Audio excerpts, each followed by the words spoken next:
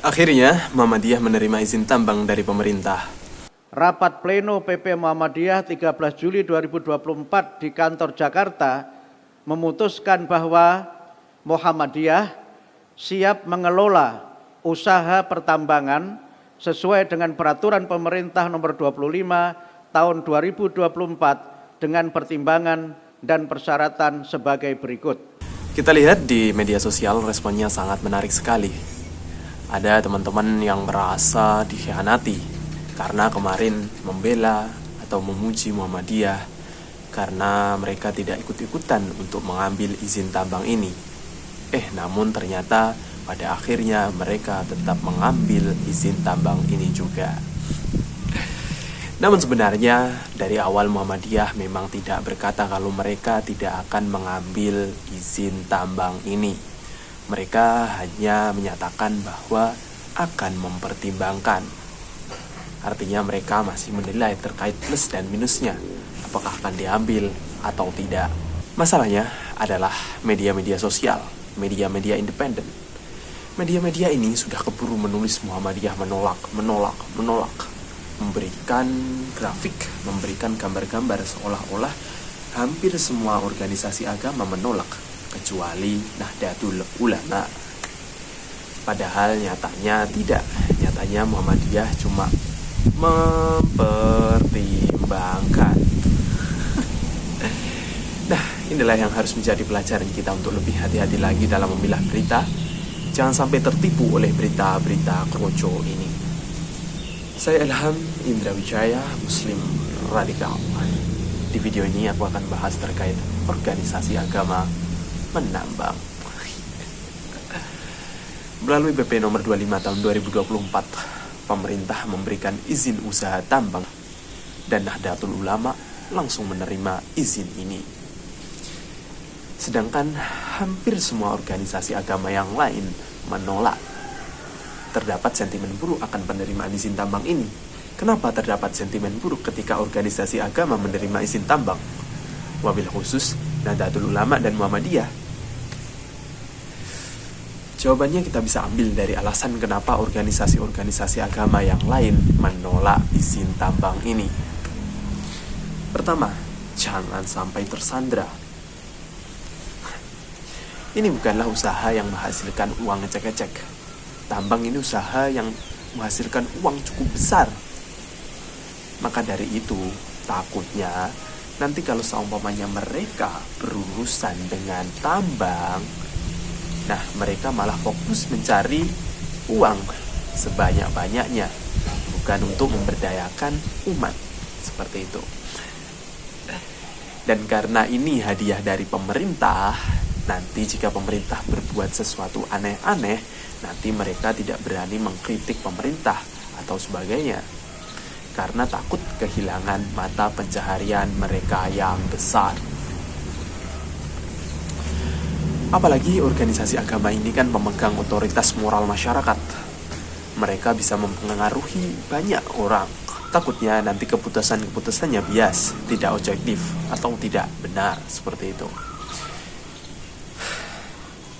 Dan alasan terkuat penolakan ini adalah mengorbankan hidup masyarakat dan kelestarian lingkungan hidup. Yap, kepedulian lingkungan. Masyarakat muda sekarang lebih peduli dengan lingkungannya. Apalagi sekarang sudah gencar juga ya, terkait zero emission dan sebagainya. Mereka ingin agar pemerintah melindungi bumi ini, tidak merusak bumi ini, agar cucu-cucu mereka atau penerus mereka di masa depan masih dapat menikmati bumi yang indah ini. Bahkan kalau kita lihat di Eropa, itu mereka lebih maju lagi terkait lingkungan hidup ini. Mereka bahkan sampai membuat partai sendiri, faksi yang kuat berlintas-lintas negara yang memiliki agenda khusus untuk menghentikan pemanasan global dan kepedulian lingkungan hidup. Hebat sekali ya Eropa ini, Masya Allah. Padahal ateis loh ya. Dan sesuai yang kita ketahui sendiri di Indonesia bahwa banyak berita tambang-tambang ilegal atau tambang-tambang yang merusak. Dan sekarang kepedulian masyarakat muda ini coba dilayangkan juga kepada organisasi-organisasi keagamaan ini, terutama Nahdlatul Ulama yang paling awal sendiri menerimanya. Viral juga kan berita di mana dulu-dulu NU mengharapkan, sekarang kok menghalalkan. Judul yang provokatif. Masyarakat menginginkan bahwa organisasi agama janganlah ikut-ikutan merusak bumi ini seperti itu, gitu loh. Lalu bagaimana respon dari ulama-ulama sendiri? Ya responnya kurang lebih yaitu bahwa kan yang haram itu jika merusak lingkungan.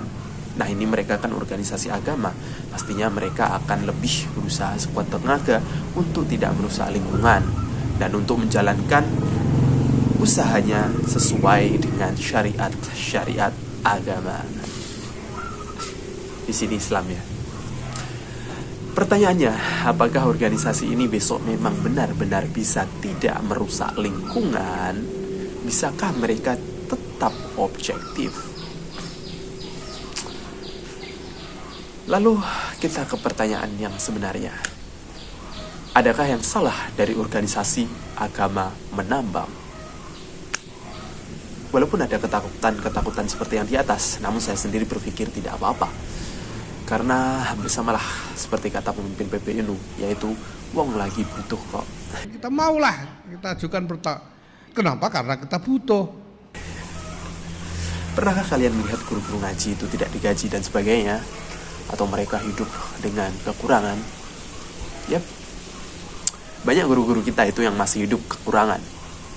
Apakah kita tega melihat guru kita hidup dengan kekurangan? Masa kita suruh mereka ikhlas tok? Suruh mereka ikhlas terus? Kita enak-enakan dapat ilmu gratis, padahal ilmu agama itu penting.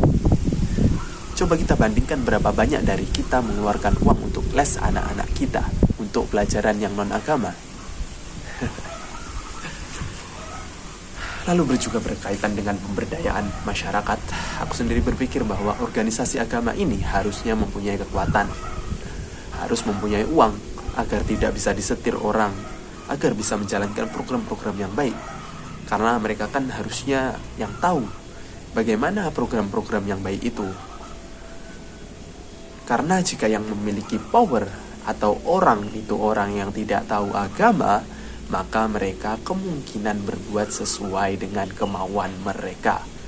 Kita ketahui sendiri kan, berapa banyak tambang-tambang ilegal di Indonesia itu masih tidak bisa dihentikan oleh pemerintah. Apakah alasannya? Ya mungkin karena mereka ada ininya. Namun kita kembali lagi ke pertanyaan awal tadi. Apakah kira-kira organisasi-organisasi ini dapat berbuat dengan benar? Organisasi terdiri dari manusia-manusia di dalamnya, dan manusia bisa berubah, bisa salah juga. Apalagi sering kita temui kemarin-kemarin, ada perbuatan-perbuatan yang kurang cukup bagus dari berbagai organisasi ini. Pada akhirnya, kegiatan tambang akan terus berjalan. Biarlah habis untuk kita seorang masa bodoh dengan masa depan. Tobatlah wahai manusia, itu saja dari saya. Wassalam.